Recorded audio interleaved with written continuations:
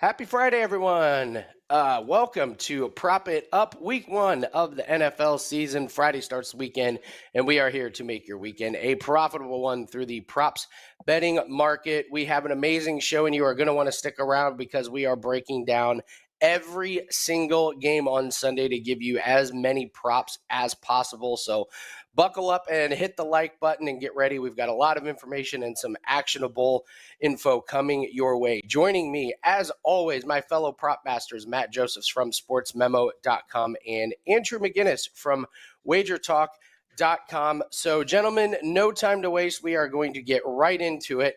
Andrew, coming to you first. You, of course, are going to be breaking down the Green Bay Packers for us. And first off, tell us what you have up at WagerTalk.com. I know you've had an incredible last 30 days, so tell us about that. And let us know what we should be paying attention to and what we should be looking at in the props market for Green Bay and Chicago. Yeah, I've got a 5% teaser for this weekend in NFL Week 1, Andy. So excited about that. Of course, some prop selections going up. And just a reminder for folks at home, if you do see a prop pack available at either website, of course, they are much cheaper if they are 2 and 3% than they would be if they're 4 and 5%. So keep an eye out for that. Most of my props will be just 2-3%, maybe even some 1% plays in there. And I'm also on a 7-1 MLB run. So, nobody's really paying attention to MLB right now anymore, and it seems like that's the best time to bet on it. So looking forward to it. And guys, don't forget about CFL. 3 games on Saturday, 13-3 run. Looking forward to a big play on Saturday with that as well. With this format we're doing here on Prop It Up, look, I'm going to be giving out 1, 2, maybe 3 props on the games I'm discussing. Some games like this one, you can imagine I have other props that we're going to be going to strictly just clients. But I want to look at DJ Moore to score a touchdown. And in general, I'm looking at betting on this guy and potentially longest reception. Finally having your number one guy. 3 1,000-yard seasons in 5 years in Carolina. I think it's going to be heavily targeted. I think they want to make it very clear he's the guy on the team. And realistically, looking at what he was able to do in the preseason, although it wasn't much, 62-yard catch and run touchdown in the preseason opener, pretty much proving that he is the guy now in town, and I'm not really worried about anybody else getting targets over him. And when they get to the end zone in week 1, game number 1, I feel like he will be targeted. He will be looked at. But I will be also looking at his longest reception. He's a guy that can stretch the field. We know what highlights he's capable of creating. So I'll be looking at DJ Moore. As much as it pains me as a Packers fan, guys, to root for a big highlight play from a guy like that. And keeping it simple, Chicago had the second worst run defense, averaging over 150 yards per game allowed. In week 2 last season, Jones rushed for 132 yards. I'm looking at Aaron Jones, guys, to have a big one. And everyone's talking about Jordan Love, how he'll fit in with the squad. Look, I think Jordan Love's going to be fine, but I do believe they will ease the offense in. I don't think it's going to be just explosive, huge plays downfield right away. Aaron Jones will be utilized, whether it's in the rushing or receiving, but if it starts to work for him early, they will not hesitate to continue going to it time and time and time again with Aaron Jones, and that will just help the passing game as well. Guys, keep an eye out for the injuries updates there with the receivers. For the Packers, it seems like it's mostly been all caution, and they will be good to go for game time.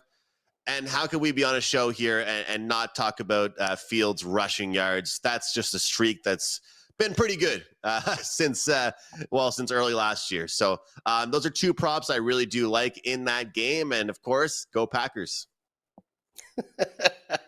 Go Pack, go. Great stuff, Andrew McGinnis at WagerTalk.com. Matt Joseph, it's amazing. You mentioned baseball, and I feel like we're all doing pretty decent in baseball. So, Matt, I know you've been on a nice MLB run. The units all spend the same. So tell us what you have up for this weekend. And you, of course, are going to be our resident Philadelphia Eagle prop master here. So tell us what you have up, where we can find you, and what do you like in the Philly and New England game? Yeah, over a 60% run for over a month now in Major League Baseball, seeing things really well. There's been some good lines out there, and we're taking advantage of that, so you can find that up there. There's a prop pack for today up. Obviously, college football tomorrow, NFL stuff on Sunday, so you can find that all on sportsmemo.com. And yes, of course, I get the Eagles. And First thing you have to look at here is the weather. I mean, there's going to be some rain potentially in the forecast, could be some storms, which kind of makes the game a little disjointed and everything. And obviously the rain and stuff like that will kind of even the game up a little bit. Because let's be honest, on a new field, the Eagles offense is way better than the Patriots offense. And the Eagles defense, for the most part, I would think is pretty much better than the Patriots defense. And obviously, look, we don't have to bet every prop out there. This is my guess, is Kenny Gainwell gets the most carries, DeAndre Swift gets the most catches, and somehow Rashad Penny gets a touchdown. That's just my guess. So you're just going to have to figure it out. And I think week to week, we're just going to have to guess who's going to do what for the Eagles. And then the other thing is, Zeke scores a touchdown on us, even though he's one of the worst running backs ever in football. Like, somehow he still dominates us. So Zeke to score a touchdown, especially if it is raining, you're going to want to rely on that ground game. Jalen Hurts, they have said, has run a little bit more in practice. So maybe Jalen Hurts rush attempts, especially if the weather is not great in this one. So if the weather, as we approach Sunday, gets worse, I would say play less passing props, more rushing props, and somehow Zeke to score a touchdown. Matt, I love that you don't like players like once a Cowboy, always a Cowboy. Like I love that the dislike towards Cowboy players does not stop when they're not even Cowboys anymore. Gotta respect it. Great work, Matt Joseph, sportsmemo.com. I, of course, going to be breaking down the Indianapolis Colts games this season. We've got Jacksonville coming to Indianapolis. And right out of the gate, I just love Travis Etienne over 14.5 receiving yards. Last year, he had 33 yards and 22 yards against the Colts. And James Robinson was a big part of the Jacksonville Jaguars offense, and he is no longer there. So his competition for touches is Tank Bigsby. So I got to believe Etienne's going to be the guy they trust more, especially in the passing game. I've talked about how bad the Colts secondary is. I don't think they're going to be running the ball into the teeth of this Colts defense because DeForest Buckner is their best player now. And the Colts secondary, they lost Stephon Gilmore. They lost Duke Shelley. They've replaced him. There's a rookie that's starting there. You go to any rankings and our secondary is just listed as one of the bottom 3 teams. So if you want to attack the Colts, I think it's going to be through the air. And I think Etienne can get over this total with 1 catch. He had 8 catches of 14 or more yards last year. So I love these receiving totals on these backs that, are going to catch 3 or 4 passes. So I think 14.5, the books have given us a really, really nice line here. Don't be surprised if he gets it with 1 catch. But if he has 3 or 4 catches, he easily flies over this total. Of course, we have to talk about Anthony Richardson. And this line has moved quite a bit. It opened around 46.5. I saw it get up to 48.5. I checked DraftKings this morning. It's 45.5. Jonathan Taylor's obviously not going to be there. And, we are kind of guessing as to what Anthony Richardson is going to look like. And he's going to look like a rookie quarterback. He's going to make mistakes. Here's the case for why you would take this rushing total. If he flies over this rushing total this week, if he rushes for like 70 yards or 80 yards, you're never going to see a total this low. Like this could be the lowest total that we see all season long for Anthony Richardson. The offensive line, they're going to obviously start off the year healthy. They should be better than they were last year, but don't be surprised if he has a lot of scripted plays where he runs, and don't be surprised if some plays breaks down and he rushes. We saw Patrick Mahomes run and fly over his rushing total last night. I just think if you're going to play Anthony Richardson rushing, you have to take his over. And you may just look back and go, my gosh, we're never going to get a total below 50. So I think you can take Richardson over his rushing. And we've talked about this, the rookie quarterbacks, I'm just going to probably sprinkle a little bit on all of them to throw an interception. We're getting a really nice line, minus 135. He has the accuracy issues. So Anthony Richardson to throw an interception. Favorite play in this one is ETN over his receiving. And we'll look at Richardson over his rushing and to throw an interception. Andrew, coming back to you, we're going to talk the Denver Broncos and the Las Vegas Raiders. Is it time to finally let Russ cook? Looks like he's not been cooking and eating a whole lot over the offseason. He's lost some weight. What do we like in this game, Raiders and Broncos? If I was letting Russ cook last year, I think he would be making me ramen noodles. I don't think we were making very many nice meals. That's for sure with whatever he was cooking. I'm focused on Jacoby Myers over 37.5 receiving yards here, guys. And this is obviously a little bit more down the depth chart than he was in New England. As you guys know, I've gone to a few Patriots games recently or in last year, and well, he was pretty much all they had. He was their option. He was the guy that could stretch the field. Much lower number in general, like I'm saying, than we would see in New England. But you've got Adams, Renfro, Josh Jacobs to worry about. But you look at it, he hit this number in 11 of his 13 games played last year for the New England Patriots. Although I mentioned some of those players there for the Raiders, you've got no Darren Waller, and Darren Waller was kind of that also safety blanket, but that deep pass threat as well. So I think that he will be a guy that can stand out right away, make a difference. And to me, it's just too much of a low number. I know it's a different position on his team. I know that he's different in the rankings as the receivers, but that drop off from what we're seeing for his number based on what he was getting consistently last year, to me, I think we have to buy low on this spot here for Jacoby Myers. And the next one I liked was Davante Adams, longest reception over 24.5 yards. 7-3 run to end last year on this one. Obviously, this Broncos team, I think, had quite a few holes last year. The Broncos, the defense did keep them in games, but I feel like Davante Adams can stretch the field and make a difference. And with how many threats they have offensively, although everyone knows he's the number one guy, it's hard to double coverage. It's hard to focus just on him when you've got so many other guys. And I'm looking at field goals for the Broncos because I'm looking at over 1.5. Will Lutz, I think that, realistically, this Broncos team will be improved. Everyone's buying the Sean Payton Kool-Aid and thinking that they're going to be just some different team immediately. That stuff takes time. So if they get close, if they get to the red zone, I'm not really confident they'll be able to punch it in and get a touchdown. I'll take over 1.5 field goals there for the Broncos. But those are a few plays I like in that game.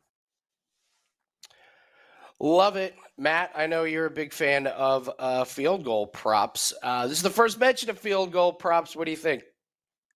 Let me just add something as the kicking guru here. The other bet that's always good here in Denver is the longest field goal over, especially since you got Carlson too. I mean, Carlson can kick him plus 50 plus. It's one of those bets. I don't have the number in front of me, but last year, like the longest field goal number went over a ton of times in Denver. So when you have two competent kickers, I think the longest field goal over certainly comes into play in here as well. Matt, staying with you, we've got Cincinnati and Cleveland. Nice little rivalry here. Should be a really fun game. Joe Burrow coming off of the calf issue. Are you worried about this at all with the props? How are you handicapping this game? Are you thinking we get 100% Joe Burrow, and how does that affect what props you like in this one? Well, obviously, whenever you look at a Cleveland home game, you look at the weather because there's games with the wind and the cold and everything. And obviously, we're not there yet. There is a little bit of wind. It looks like 10 to 12 miles per hour, but that's usually not that bad, especially in Cleveland where we've seen a lot worse. I wonder, and certainly you guys could comment on this as well. Joe Burrow's rushing number's 9.5. Is he really going to rush a lot with the calf injury? Like, I understand that, you wouldn't put him out there if he was a statue because, he is your franchise and you just gave him a boatload of money. But 9.5's a lot. And if I look at his numbers from last year, he either sailed over this thing or stayed way under it. Like there was no kind of middle ground, it felt like, for the most part. So I wonder if there's some value on Joe Burrow's rushing yards under. And then, of course, Nick Chubb over. Nick Chubb seems to have a lot of success against the Bengals in his career. I still, obviously, look, we know Deshaun Watson's there. We know Deshaun Watson can run.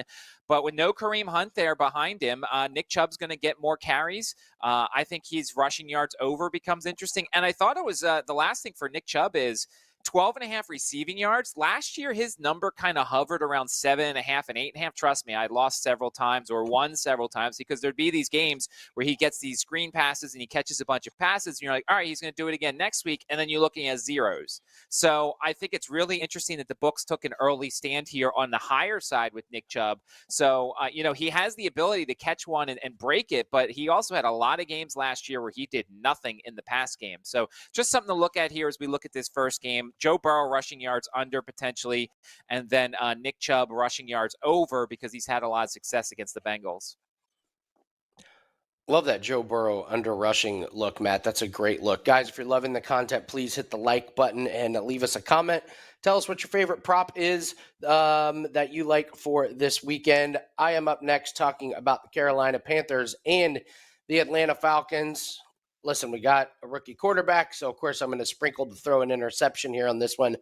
But my favorite one in this one is Desmond Ritter under 198 and a half yards passing. I was shocked to see this number this high. So he went over only once in his starts last year. That was against Tampa, where he had 224 yards passing. Of that 224, 114 was in the fourth quarter when it kind of got to be a late scramble. The other couple games he threw for 185, 143, and 103. They may be up in this game, and we've seen the Falcons commit to the run even when they're losing the game. If they're winning the game, they're certainly not going to be airing the ball out quite a bit. And, they drafted Bijan Robinson. I don't think they drafted Bijan Robinson so they could let Desmond Ritter throw it 35 times. I think it's going to be a very low volume pass attack, especially if they get the lead on the Panthers. I think you could see some very long drives from the Falcons. And the Carolina Panthers offensive line looked terrible in the preseason.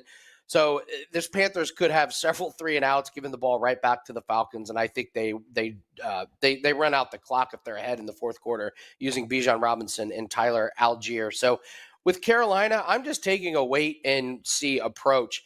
They have injuries already in their wide receivers. DJ Chark is banged up. Adam Thielen is already banged up. So it could be a long day for Carolina. So I'll take Young to throw an interception, and then I'll look at Desmond Ritter under 198 and a half passing is my favorite one in this game.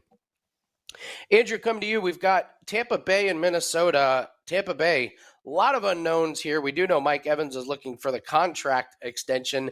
Doesn't look like he's going to get it. But what do we like from props perspective? Could be a lot of points in this game with Minnesota's offense and their bad defense. What do you like in Tampa Bay and Minnesota? You know what, Andy, despite you saying that with the defense there, I actually don't love a lot in this game, but here's one we can all cheer on. Matt has his players that he chirps and he gets after. Well, one player that I, for some reason, just don't like is Baker Mayfield. I don't know why. Maybe it's because he acts like he's done a lot more in the league than he has. Maybe that could be one of the reasons. I'm taking him under 7.5 rushing yards. He only went over this 5 of 12 games last year. I just don't really see him escaping the pocket and getting on the run. I feel like the Tampa Bay Buccaneers last year were a lot more of a dink and dunk team. He'll just drop it off, dump it off to a running back, or just look for a passer, or just give it away or throw it away. Knowing him, he could give it away, though, to the other team. So taking under 7.5 rushing yards for Baker Mayfield. I'm taking the over receptions, over 3.5 for Mike Evans. Look, I've been saying this all pretty much preseason throughout the training camp. I bet the over on Mike Evans' season-long touchdowns, and now I'm getting 3.5 receptions for him. Hit this prop 80% last season. Somebody has to catch the ball on bad teams.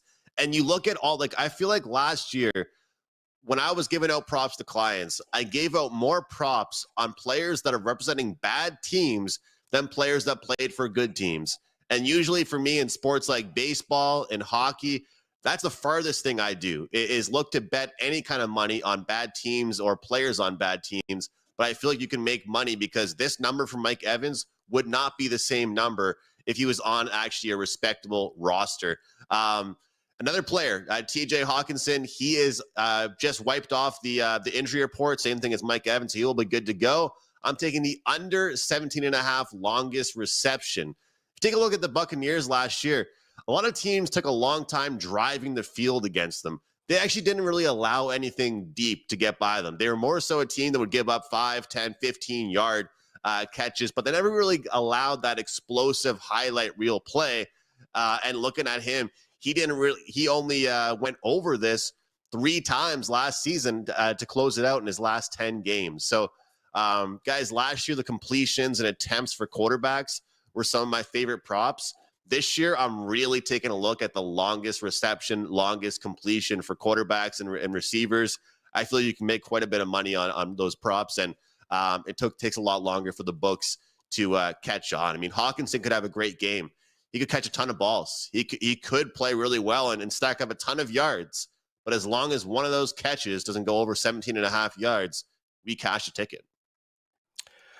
Great work from Andrew, who's having an incredible 30-day run. You can grab all of his plays at WagerTalk.com. Matt, coming to you for maybe the marquee game of the day, San Francisco and Pittsburgh. I know a lot of people are interested in this game. Pittsburgh seems to be the really sexy pick to for the team to take the next step. What do we like prop-wise from the 49ers and the Steelers?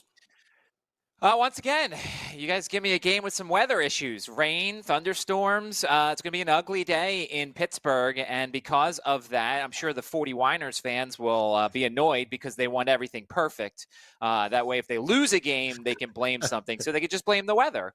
You know what? I'm fading Brock Purdy this year. I know, Andy, that you've talked about how you like Brock Purdy over 1.5 touchdowns. Like, I think at some point he's going to remember he's Mr. Irrelevant. Like, I get it. Kyle Shanahan, offensive genius, whatever. Like, that's great. But, like, this is going to be a tough game. It's going to be ugly conditions and everything. And then I think, you look more at the rushing game. And I think, Kenny Pickett was a guy who was able to tuck it and run quite a bit. And we know San Francisco's pass rush is really good. We know Pittsburgh's offensive line, not necessarily the best. Kenny Pickett over 14.5 rushing yards is one that I'm potentially looking at here. And the other one you have to bring up is George Pickens. We all love him, I believe, on this show. His number has flown up. I think it was like 35.5, 36.5. It's 42.5 now on DraftKings. So some of the value may be gone there. But I think George Pickens is going to be a guy you're going to want to target early and often. And that kind of tells you here, when we talk about on the show, like these numbers on Friday, they come out a lot on Tuesdays and Wednesdays, and certain people just go and jump and take overs. So if you like unders, obviously wait till closer to kickoff. We tell you that for almost all things. If you like the overs and you're going to play an over for a guy, you might want to wait on Wednesday when that number first comes out, because there's now, 6-7 yards of value that's gone from George Pickens. I think he's going to have a good year, but are you going to take a number that's already been thrown up a bunch of numbers? Yeah, the line movement is interesting, Matt. Sometimes these props, sometimes they move in the direction I'm not ready for. But yeah, if you see a number early in the week, you got to grab it. Some of these props, if you wait till Sunday morning, you've just missed all of the line movement. And when you're talking, it's crazy when you're talking like 4 or 5 yards around on a prop that's 40 yards. Doesn't sound like much, but it's a 10% increase. So while the actual yards may not sound like a lot, but you look at the percentage, you're going, wow. Any other play, if it moves 10%, that's a huge, huge move. So I'm going to take the Texans at the Ravens, and I'll take low-hanging fruit here and fade the Texans' rush defense. They gave up the most rushing yards in the league. Just awful. 2,894. And I know they got a new defensive coach, but he's not out there tackling. I don't see many upgrades for this defense. I still think they get run over, and they get a healthy Baltimore Ravens team. And I'm a J.K. Dobbins fan. After returning from injury last year, so he came back obviously too early. He takes time off. He gets healthy. He comes back. After he came back, he rushed the ball 70 times, and he averaged 6.5 yards a carry. He was only rushing the ball between about 13 and 15 times per game. But when you're getting 6.5 yards a carry, yeah, I'm interested. So I want his over in the rushing props. It's 58.5 yards rushing. If Baltimore's up, they're going to be running. I know Lamar Jackson's going to run. You're probably going to see some of Gus Edwards, but J.K. Dobbins is the number one there.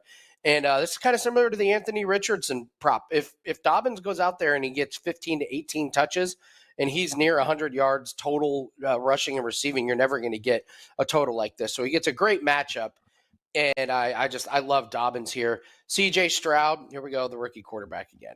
Sprinkle him to throw an interception. I think I'm going 3 for 3 on the rookie quarterbacks to throw interceptions. 2 out of 3 I'll take, but I think I go 3 for 3. And a sneaky one here. I know he switched teams. Robert Woods, under 14.5 longest reception. This guy does not go deep. He went under this in 12 out of 17 games. He just does not break a lot of tackles.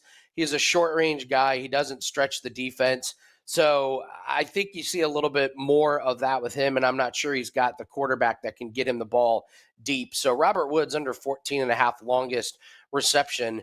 This could be one where this could hit almost like 2 or 3 weeks in a row, and you could play this almost season long. I mean, he played 17 games and he went under in 12 of them. So you're looking at a 12-5 record on this bet. So I'd look at Robert Woods to maybe catch 2 or 3 passes, but not have one go over 14.5 yards. But J.K. Dobbins, love that play in this game. Andrew, Tennessee at New Orleans. We've got some new faces in New Orleans, mainly Derek Carr. What do you like about the Titans and the Saints prop-wise? Yeah, I'm curious to see how he does there, Andy. And I'm going to keep things going with the longest reception. It sounds like I might have a theme each week here. It's only week 1, but this is my theme this week, I guess. Going to go under 24.5 longest reception for Chris Olave. People can talk about chemistry. You can talk about, wow, the connection looks great in practice, preseason. I don't buy any of that stuff. I'm a big believer that things take a few weeks. Things take time in general. I don't care what sport you're playing, what type of athlete you are. That stuff takes time. And watch him have a highlight reel, 40-yard catch to start the game off on me. But I like under 23.5. You can shop around to try and get the best number there. Everyone's talking about this division, with Tennessee and how it's going to be dominated by just one team. And they want to kind of surprise people and step things up. I think that Tannehill's obviously the big question. What's he capable of? What can he do? Well, I'm going to go over on his rushing prop. This is a guy that might look awkward when he runs. He might not run as his first option. He might not run in his fifth option. But when it's there, he actually makes plays using his feet, guys. And I feel like defenses never really see it coming. New Orleans wasn't the greatest. They were like middle of the pack against quarterbacks running. And I think Tannehill will get on his feet. So just 2 props I found there, and trying to keep the streak going with those longest receptions. And if you notice, I'm mostly taking the unders so far in week 1, but definitely taking the over on rushing yards for Tannehill. And, well, there's some other guy on the Titans I might be looking at for rushing yards as well. Tyjae Spears. I know who you're going with Tyjae Spears. I get it, Andrew. Great work from Andrew McGinnis. You can find all of his plays at WagerTalk.com. Matt Joseph's plays are up at SportsMemo.com. Oh, boy, what a brutal game, Matt. Arizona, you get the Cardinals game this week. But Washington, to me, is an intriguing team for props. I'm actually kind of high on Sam Howell. I think he's good, and I think he's going to be good for props. We've talked about Antonio Gibson in the preseason, so now it's time to make a stand on these Washington Commanders and the props. What are you looking for in the Cardinals and Commanders? By the way, you talked a lot of words about the Ravens game without mentioning Justin Tucker. I mean, every week it's over 1.5 field goals. I mean, I'm just saying. You and Raven Ron, I don't need to say anything. You and Raven Ron in the chat is Justin Tucker over. Justin Tucker over. I don't need to say anything. I'm just saying, there's people in the kitchen who might be listening to our video. They can't see the chat. There might be people that are in the shower. Who knows? They might be listening to our show. I'm just saying, Justin Tucker over 1.5 every week. Like, just play it. You're going to win more often than not. All right, and that's me trying to get away from this game. But first thing I'll say, one of the first clients I gave to my one of the first plays I gave to my clients, under 15.5 points for the Cardinals. It's 14.5 now. I just don't. I don't know how they're going to score this game. I mean, they'll get one because there's always usually a complete bust in the Washington secondary. I feel like no matter who the defensive coordinator is, who the players are, there is one. So I think the Cardinals can get 7 here, but to ask them to get 2 touchdowns, so you can either take the under 14.5, or on DraftKings they do over under 1.5 touchdowns. So they're essentially the same thing when you're looking at that sort of thing. There are no Antonio Gibson props offered yet. I think that's rather interesting. I'm going to kind of stay away from Brian Robinson's rushing yards, and I'm going to take Brian Robinson to score a touchdown. I think Brian Robinson is going to be the guy who gets the carries down there near the goal line. So I think there's some value in Brian Robinson touchdown here. And then look, if Logan Thomas gets healthy, I mean, how many years has it been, guys? Like 5-6 years that the Cardinals are the worst team against tight ends? His number's 20.5. I mean, he could get that in 2 catches, and it's the Cardinals. And I know they're not going to throw a ton, and I know Logan's been hurt, so maybe his chemistry is not the greatest with Sam Howell, but it's like wash, rinse, repeat. Whenever you go up against the Cardinals, you play the overs on the tight ends. And so once again, I'm going to potentially, it could be a trap. It certainly could be a trap. Terry McLaurin's 53.5. He's not 100% healthy, obviously, entering this game. If he does play, he was limited, I believe, yesterday. So we'll get the full injury report today. But I think if Logan Thomas is out there against the Cardinals, 20.5 is almost a gift when it comes to playing against the Cardinals. Yeah, just a weird game. I don't know what we're going to do with this Cardinals team. This is by far the most popular pick in eliminator pools. And I will just say, every year there's a weird game in week one that eliminates like 40% of people in week one. I don't know. I'm not saying the Cardinals are going to win. I'm just saying I'm not taking the Commanders in this one to win straight up in survivor pools. All right, guys, we've got 3 more games to go. I'm going to take the Dolphins and the Chargers. Just a reminder, I have a 5% play that is up at WagerTalk.com. Number 1 last season in 5% plays and number 1 in totals in the NFL. We went 21-9 in 5% plays. So I'm planning on picking right back up where I left off. So go grab that at WagerTalk.com. It's our first 5% play of the NFL season. The line has not moved, so we're good to go on that, and I just love it. So looking to continue to hit at a 70% rate with 5% plays. That may be a little ambitious this year, but we're going to give it a shot. You can't win them all if you don't win the first one. So let's talk the Chargers and the Dolphins. I mean, I think you're just looking at as many overs as possible in the passing game in this one. You've got Justin Herbert and those weapons. We know Mike Williams is going to be healthy and Keenan Allen's going to be healthy, but I'm really surprised to see Justin Herbert's passing yards at 294.5 and Tua is only at 254.5. That's a 40-yard difference, and who's going to be throwing the ball more? It seems pretty even to me. So I'm in on the Dolphins passing game. I'm in on Tua.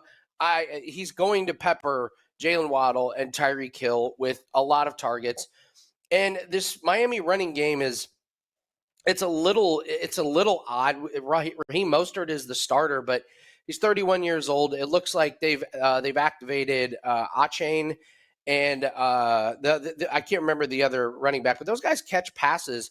So I think Tua and over is 254.5 looks great. I don't see that they have a longest reception for Jalen Waddle out yet. But if it's anything around 20 yards, you're taking Jalen Waddle to get over the longest reception. Waddle was great on long passes, and he can catch a short one and break it wide open, especially if they're trying to double Tyreek Hill. But I love Austin Eckler, over 33.5 receiving yards. He went over this in 12 regular season games last year. And Miami gave up the 7th most receiving yards to running backs last year. They gave up 93 catches for 700 yards. I mean, Austin Eckler's top 3 receiving running back in the league. So the number seems a little bit low here. I was trying to get sneaky with some unders, and I just can't quite get there because I do think this has the potential to be a really, really big shootout. So I'm looking at Tua over 254.5, and I'm definitely looking at Austin Eckler over 33.5 receiving yards. Andrew, once again, remind everyone what you have up, where we can find you, and then you are talking the Rams and the Seahawks. What do you like prop-wise in this one? Yeah, thanks, Andy, and best of luck with your 5% play, man. Keep killing it. What a run you had last year. I have one myself going this weekend, NFL Week 1. I've got a big play today here on Friday in the MLB. I'm on a 7-1 run in MLB. And 3 games in CFL action on Saturday. Build your bankroll for Sunday. I'm on a 13-3 run in Canadian football action. Guys, this is a prop that I pretty much bet, I would say, 80% of games last year. And, well, it did pretty well. Geno Smith over 21.5 pass completions ended last year on a 7-3 run. We're talking about numbers like 31, 28, 27, 25. The main reason why I see this is that Geno Smith, I've heard a lot of people saying, will he be able to do what he did last year? People were impressed by him. You know, he was a little more consistent than they thought he would be. He's a system quarterback. I'm sorry. And I hope that's not offensive to anybody that's a Seahawks fan. He does what he's supposed to do. He makes the right reads. He passes it to the open guy. That's it. He doesn't try and overcomplicate things. And when you've got a guy in a system like that, the completions prop is great. He doesn't care where the pass goes. He doesn't care how deep it is, how complicated or hard the throw is to make. He finds the open receiver, and he connects. So I'm looking at that prop. Again, if I keep getting those numbers, this will be one I'll be looking at most weeks. So we talk about this all the time with props. It might sound like a broken record, but if I'm seeing these 70, 80% clips on certain players for a season, you're not going to see me just bet it this week and then be like, all right, I'll see you again in week 6. I will keep betting it. What was one more I wanted to look at was Tyler Higbee, tight end for the Rams. Pretty much set career highs for himself last year. Did really well, receptions, yards. And, there's one key player on the Rams that's out this week trying to figure out who it is. We all know who it is. It's Cooper Kupp. Somebody has to take his place. I feel like the number is far too low on Higbee. I will be betting this. This will be a client play. Looking at Higbee, not over on yards, but over on receptions this week here, guys. Yeah, anytime you bring in a hamstring specialist, not a great look for Cooper Kupp. Love the Tyler Higbee play.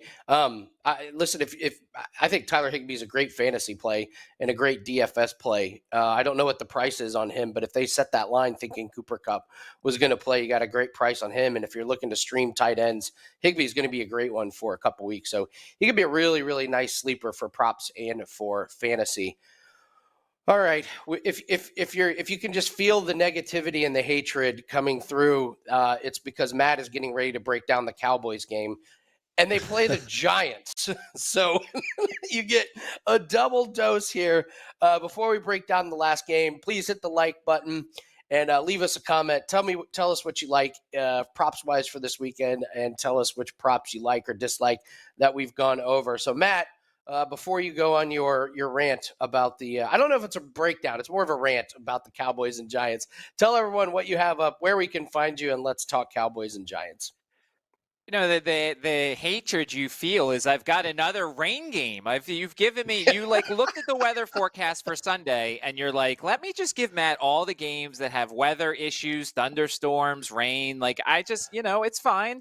There's about a 70-60% chance of rain and wind and things like that. So like, hey, that's, next week maybe I'll get all the dome games. Who knows? We'll see what happens. But look, once again, when you get a lot of rain and what's going on and everything, like, you're just not going to see a lot of deep passes and passing stuff like that. So I looked up Daniel Jones's rushing. Daniel Jones's rushing is 32.5. He had one good game against him in terms of rushing. He had one bad game against him in terms of rushing. This game's going to tell me a lot about Darren Waller, I think. Dallas was one of the best teams defending the tight end last year. So therefore, when you look at Darren Waller, he is essentially the Giants offense. If they're not handing the ball off and plunging into the line with Saquon Barkley, they're going to throw it to Darren Waller here. So I think this one's going to tell me a little bit about him. And then look, you see Darius Slayton, Isaiah Hodgins. You're like, these guys could walk by me and I have no idea who they are.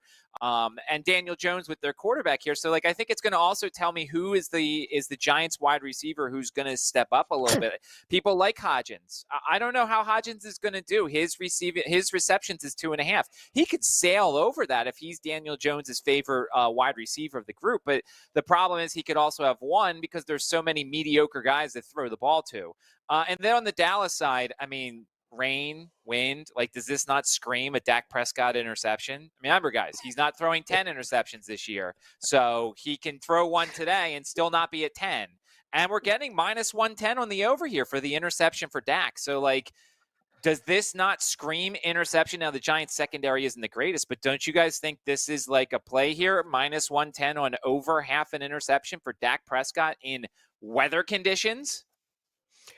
Oh, I'm with you 100% on this one. Without Zeke, they're just going to ask him to do more. I'm all in on this one, Matt. I'm with you on so I'm not going to throw 10. It's like, all right, you're going to throw 17. All right, not 10, but you're going to go way over. So, yeah, this is a game, Matt. Andrew, I love your thoughts. Isn't this the game last year that they run Pollard and Zeke a combined 45 times? They can't do that this year. They're not going to be able to do that. They're going to have to ask Dak to do more. Andrew, what do you think about this one? Well, and that's the thing, Andy. You mentioned how many times they ran the ball there. But to be honest, how much did that actually result in anything? Those are two pretty talented backs, but it didn't really end up working very well for them. So they're going to have to throw the ball. I get it. And to be honest, Matt, how soon is it going to be until we're getting a worse price on that?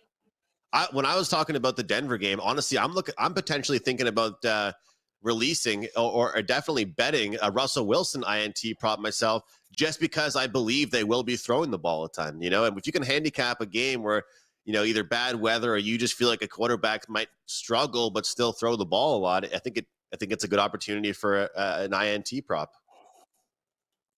My one problem with Russ's INT prop, wasn't last year his best 2 games against the Raiders? And the Raiders secondary is not very good. I know they signed the veteran. I'm looking real quick to see. Yeah, last year he actually had 3 interceptions against the Raiders.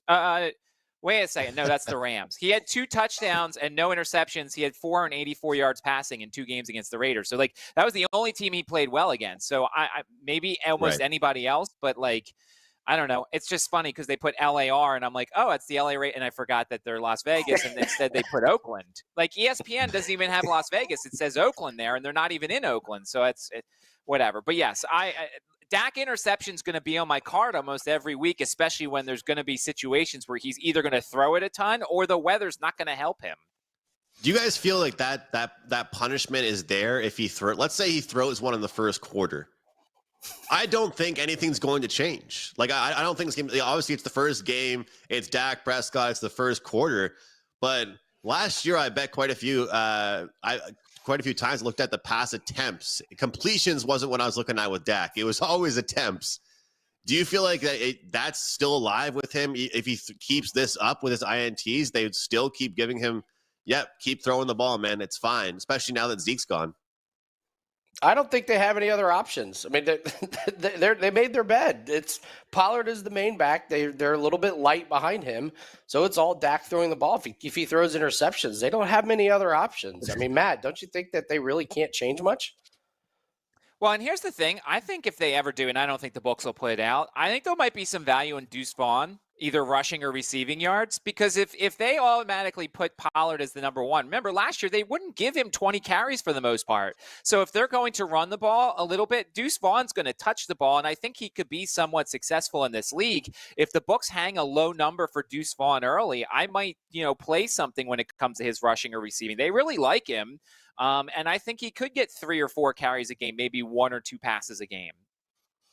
Yeah, absolutely. Kind of Darren Sproles-ish, who was effective, had a really nice career, very creative, could cause some problems for everyone. All right, guys, we are up against it. Thank you so much for everyone joining us. Please hit the like button.